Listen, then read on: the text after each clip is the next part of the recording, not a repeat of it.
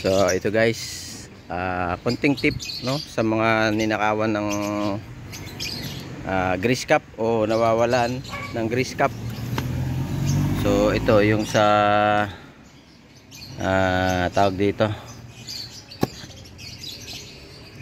takip ng spray paint, kasya yan. Yung sa rin sa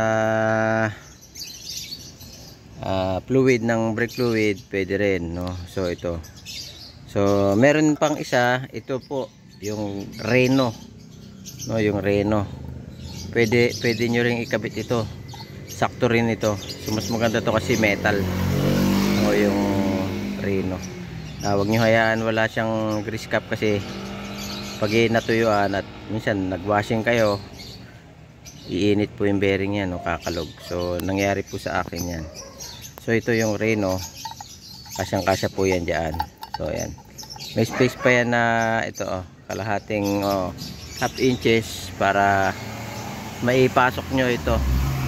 Kunti lang naman ang pasok nya no. Bukan natin yan.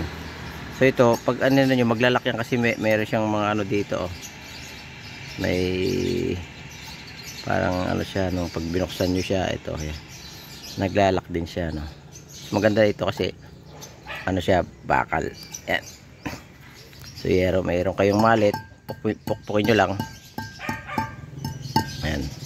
So mahirapan na kayo magtanggal yan. Mas maganda kung pinturahan nyo siya ng desired nyo na kulay.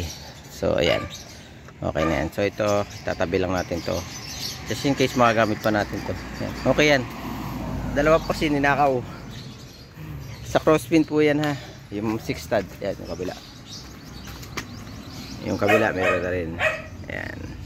So order pa tayo ng grease cap, kasi ang grease cap talaga niyan, ang pasok ay loob no, hindi siya saklob sa labas, sa loob kasi ang pasok mo. So nasa around 200 plus to 300 yung original no na grease cap. So isuzu crosswind grease cap yan.